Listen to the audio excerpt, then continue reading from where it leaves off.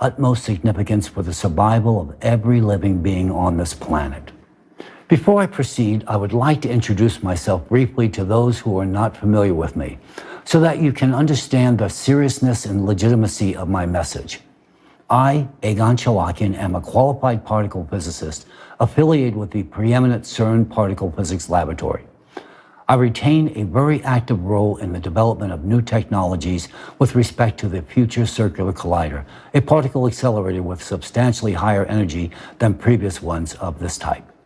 Likewise, I am actively involved in NASA's NISAR mission, the first satellite mission to collect data with ultra-high frequencies and thus observe a wide range of Earth processes, from the flow rates of glaciers and ice sheets to the dynamics of earthquakes and volcanoes.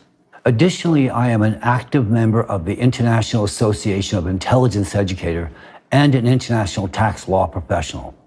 In my career, I have served as a legislative tax analyst attached to the President's Commission on International Trade and Investment Policy, the White House, under Presidents Nixon and President Ford. I was affiliated with the Harvard Legislative Research Bureau and served on the board of editors of the Harvard Journal of Legislation. Thereafter, I worked with the Reagan Kitchen Cabinet and Reagan White House, where I was intimately involved with President Reagan's Strategic Defense Initiative project. In total, I have worked with 4 U.S. presidents. For the most part, I reside in Cambridge, Massachusetts, USA, home to both MIT and Harvard universities, where I have academic roots. Equipped with a combined legal and physical science background, I developed a professional career within the national security, legislative affairs, and academic communities, commencing very early on in my life. My current professional activities take place on Capitol Hill, Washington, D.C., where I serve as a federal lobbyist at the U.S. Congress and White House. Nonetheless, my current activities are centered on climate change and national security-related matters. My qualifications attest to my competence to make a decisive statement regarding climate change on our planet. It is evident that the Earth is experiencing rapid escalation of extreme climatic and geodynamic events. There is a significant rise in the occurrence and magnitude of seismic, volcanic, hydrological, atmospheric, gravitational, and thermal anomalies. Furthermore, we have recently detected a number of alarming anomalies in all the layers of the Earth's system. There is an extraordinary displacement and destabilization of the Earth's core, a sporadic and chaotic acceleration of the planet's rotation, and a shift in its rotational axis. This scenario is compounded by a critical weakening and emergence of atypical anomalies of the magnetic field and a change in the composition of the upper layers of the atmosphere. These events have culminated in an extreme activation of magnetic foci and an accompanying increase in deep mantle earthquakes, a decrease in the thermal conductivity of the ocean. As a consequential result, our oceans have lost their ability to function as a compensatory and cooling mechanism. All these alarming factors indicate only one thing, to wit, our planet is on the verge of self-destruction, and humanity only has a few years remaining to avert this impending catastrophe. Right now, our planet is entering a cycle of climatic disasters that affects all the planets of our solar system. This entire solar system undergoes this cycle every 12,000 years, and every 24,000 years the cycle has its highest intensity. Similar to Earth, evidenced processes of change in the cores of other planets and geodynamic restructurings, as well as the increase of atmospheric anomalies, are occurring elsewhere within our solar system. This, in turn, would suggest that these cycles are caused by the influence of an external cosmic impact on all the planets of the solar system. This is the pattern of recurring climatic disasters that we reside in today, that could lead to the demise of humanity of our planet Earth. If we look at Mars, we realize that the same pattern of consequential behavior is merely an echoed reminder of the planet's doomed fate. My friends, this is the backdrop from which I am now speaking with you today. Until now, our planet has seemingly managed to overcome all the prior catastrophic cycles. Now, however, it is reasonable to expect that the Earth will not be capable of mitigating this current cycle. The primary reason we are facing the threat of annihilation is simply the anthropogenic factor. Specifically, we humans have waged war on the oceans. We have willfully interfered with the ocean's ability to undertake self-regulated thermal conductivity with the mass infestation of hydrocarbon-based pollutants into our waters. We humans have rendered our oceans utterly unable to transfer excess endogenous heat to the atmosphere, a requisite and integral function. Currently, in the depths of the Earth, an excess of destructive endogenous energy has accumulated, and this same accumulated energy has a need to evacuate the Earth's core in an expeditious manner. Such an evacuation of mass confined energy will bring about devastation on the Earth's surface and her atmosphere. Think of this occurrence as Mother Earth's final heart attack. The foregoing summation was arrived at in light of the following. For many years, I studied climate change. In turn, I was compelled to explore correlated climatic and natural disasters and the alarming progression and intensity of damage inflicted upon human life. Well recognizing from my personal experience that the correlated topic was not well received in either the political or government-funded academic research arenas, my interest in this highly sensitive subject was consequently intensified. And in due course, I realized that any comprehensive understanding of such a complex and sophisticated subject would likely require an intimate interface within not only the geophysical and astrophysical domains, but a variety of other specialized scientific domains as well. By a specific form of cosmic radiation, unexplored by contemporary science, yet exerting its influence on Earth's core every 12,000 years. They also discovered that this leads to the disruption of the geological and climatic equilibrium of the planet. This radiation destabilizes Earth's core, resulting in an escalation in both the frequency and magnitude of earthquakes, volcanic eruptions, tsunamis, hurricanes, floods, droughts, and other catastrophic events. They have forecasted that in the near future, these cataclysms will reach a magnitude that will lead to the widespread loss of human lives, the devastation of infrastructure, and the potential collapse of human civilization as a whole. Naturally, the scientists within this community realized that they couldn't remain silent about this truth, and that it was necessary to sound the alarm so that people would become informed about it. However, they understood well that they couldn't openly reveal themselves and the research. Doing so would not only be dangerous for their lives and careers, but more importantly, they recognized that the publicity opposing the official scientific narrative would result in losing their jobs, cutting off their access to laboratories and equipment crucial for further studying the global threat that they had uncovered. Understanding how the system operates from within, they were also aware that disclosing the truth would expose them to persecution and threats from forces vested in maintaining the status quo and keeping the truth hidden from the public. Therefore, these scientists decided to proceed step by step. They first established an organization called Lagoda, which served as a platform for information exchange and coordination of actions. They also decided to find a way to bring their knowledge to the public with the help of people who cared. And subsequently, they organized an international public movement called ALLATRA, named after a book of the same title. Thus, this international group of scientists found support among ordinary people from different countries and professions who were also interested in scientific exploration and saving the planet. ALLATRA became a unifying platform for both scientists and people of different professions and specialties around the entire world. Now scientists could study real science without leaving their positions and without following instructions from above. And people in turn began to actively disseminate information about climate change and cataclysms through the internet, social networks, videos, books, lectures, and other forms of education. Likewise, they conducted practical experiments and observations, confirming the hypotheses put forward by these scientists.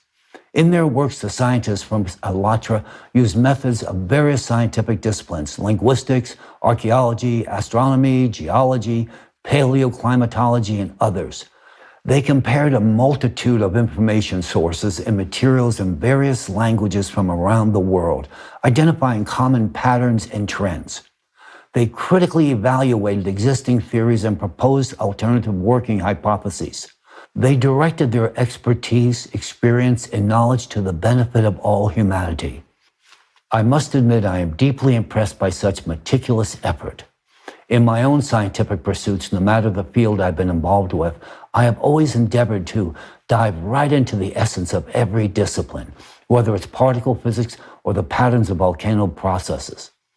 And similarly, Elantra follows the same approach. Likewise, I would like to highlight the unique approach of Elantra scientists to the study of religion. They are truly exceptional in their critical analysis of religion from a scientific standpoint. Religion is primarily seen as history. This is something that we as scientists have generally overlooked or underestimated. And it's a mistake. Elantra delves into various aspects of religion: doctrinal, social, psychological, as well as the history, philosophy, symbolism, and ethics of different world religions. They investigate manipulations and distortions that have occurred within religions due to the influence of politics, economics, and personal agendas. And all of this is thoroughly studied to understand why we, humanity, do not live in a united, safe, and peaceful world as was bequeathed to us by those whom religion called prophets. And who were the prophets? They were the wisest individuals who introduced the foundations of ethical and moral behavior, the guiding values of a united, safe, and peaceful society. They also warned about the cyclical nature of climatic cataclysms and their consequences. Essentially, this is what Elantra talks about. But the paradox is that most people living in the world, unfortunately, are not capable of comprehending the full depth of the scientific information presented and realized by Elantra. I would even go further and say that only a few can comprehend the true scientific treasure that has been lying in front of us for so many years. Some find it easier to label it as religion, but there is no religion in Elantra. There is science and truth. Those who call Elantra a religion are either poorly educated or biased. They do not see the truth that is right in front of them. They are incapable of understanding the full importance and value of Elantra for all humanity. In reality, Elantra is science. It is an encyclopedia of knowledge. It is the most fundamental and brilliant organization that has united all sciences at an interdisciplinary level for a common goal: preserving the life of all humanity. I fully understand why Elantra is currently experiencing pressure and persecution from some supranational organization that controls this world and operates in the shadows. Naturally, I'm aware that for millennia, an ancient organization has existed that governs this world, the so-called architects of this world. Elantra, with its fundamental research, exposes their schemes and plans and therefore has become a target of their attacks and opposition as it creates inconvenience in their well-established system of world governance. But this is not the subject of today's conversation. I move on to the most crucial point of my report, the aspect of Elantra's knowledge that holds the greatest interest today, not only for me, but for all of humanity, is Elantra's understanding of climate change and the catastrophic progression of cataclysms. Alongside this, it's the knowledge of how to overcome this truly unprecedented challenge in human history. This knowledge is founded on a deep comprehension of the laws governing the Earth and outer space, enabling the prediction and projection of future climate change scenarios and the consequences of these changes for life on the planet. This knowledge offers a real solution for humanity's survival amidst the global climate threat. We cannot ignore or reject this knowledge if we want to preserve our planet or our futures. I will now revisit what I have discovered about Elantra, about the activities of that very scientific international community that has long remained concealed from public attention, and more importantly, operated in secret, evading the all-seeing eye of the architects of this world. This group comprised a large number of scientists who have been engaged in interdisciplinary research on climate and geodynamic changes on the planet as early as 1996. It was precisely then that the initial substantial changes in the Earth's core occurred, detected by alterations in the magnetic field and the geophysical parameters of the planet. Representatives of this group of scientists organized expeditions, obtained ice cores, and conducted field, satellite, and laboratory research. They examined spectral gravimetry data, seismic tomography data, geochronology, and the chemical composition of ice. Climate change. While well-intended, the scientific community, often funded by conflicting interests, routinely finds itself divided on the paths traveled in furtherance of tackling challenging problems. Accordingly, the lens through which the subject at hand is often viewed frequently does not meet the needs of scientific interrogation. The problem of the scientific world, which is supposed to solve such issues, is that this academic world is divided. Everything is studied within the narrow confines of a specific discipline. Whereas the question of synchronous and anomalous destabilization of all the Earth's layers and the associated risk of imminent destruction of our planet can only be investigated with the use of a global interdisciplinary approach. The question is, how do we now achieve this? I did not have an answer to this question for a long time. In fact, until 2022 to be precise. It was in Washington, D.C. where the answer was finally received. In November 2022, I was invited as a speaker to an event held at the National Press Club in Washington, D.C., just 2 blocks from the White House. The event was dedicated to geopolitical issues and was attended by accomplished U.S. and foreign governmental affairs professionals. It was at this event that I initially heard a momentous climate change report delivered by the members of the American chapter of the Creative Society Project, who were also invited speakers. Representatives of the Creative Society delivered a substantive presentation addressing one of the most pressing issues that has long been the subject of my research and concern for many years: the increase in the frequency and intensity of climate catastrophes on Earth, along with the possibilities for predicting and mitigating them as well. Although it was not a comprehensive report, but rather a succinct summary, I discerned its profound scientific value even during this presentation. This is because it contained unique scientific data in the fields of geology, climatology, and seismology, as well as a deep geophysical analysis of the dynamics of processes occurring within the Earth's core and their interrelation with cyclical processes in space. Unique indeed. I found the rhetoric very intriguing, and it closely aligned with my own understanding of the matter. Furthermore, I feel obliged to highlight that it was the first time that I encountered such an extensive scientific work that, among other aspects, addressed issues of supranational security, which is also within the scope of my specialization. The tremendous value of this report to me was that it addressed not only the issue of the progression in the deterioration of our planet's ecosystem and the intensification of climate catastrophes, but also the issue of the inevitability of these climate processes and the critical necessity of finding ways to counteract them. These findings captured my personal attention, and I began my collaboration with the Creative Society, continuing to study their works, publications, and the scientific knowledge they operate within. In April 2023, I even participated as an honorary guest speaker in an international forum organized by the Creative Society titled Global Crisis, There Is a Way Out, which was translated into 150 languages, rather impressive. I also carefully reviewed the extensive climate report in 2 parts, with the first part presented at the previous international forum, Global Crisis, Our Survival is in Unity, and the second part at the one where I delivered my presentation.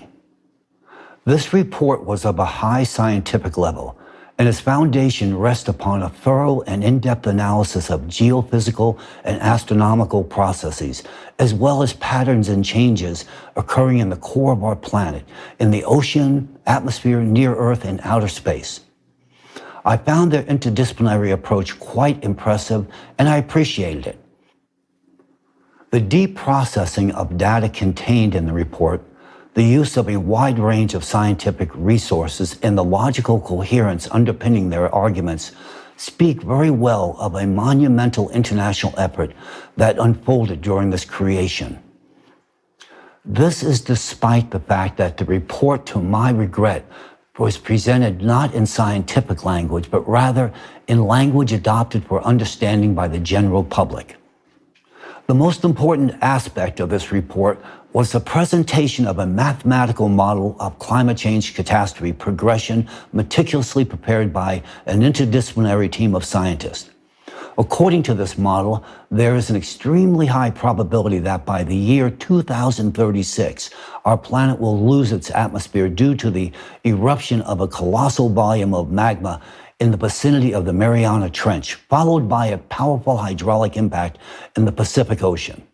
As a consequence, the planet will transform into a lifeless Mars-like entity.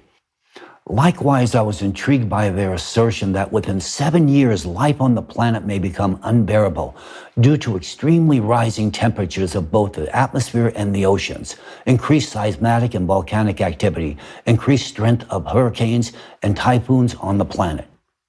I examined and verified this mathematical model and independently constructed progression graphs based on publicly available data.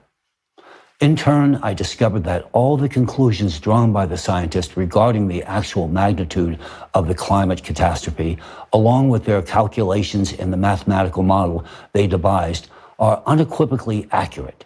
Their findings are entirely rooted in credible, reliable, and verifiable open data sources. What struck me most profoundly was the fact that all the data they presented at the forum were exclusively sourced from open sources, and they were the first to collate, analyze, and draw conclusions from this information. I found it and still find it perplexing to ascertain just why no one had undertaken this task prior to them. The unyielding data unequivocally indicate that catastrophes on Earth are escalating in a geometric progression, and within a mere 13 years, our planet will cease to sustain life, a fate shared regrettably by humanity as well. This information raises deep concerns, and in fact, it is the very reason for my reaching out to you today. Before delving into the core of my address, I would like to emphasize a significant aspect, one that holds paramount importance and represents great value.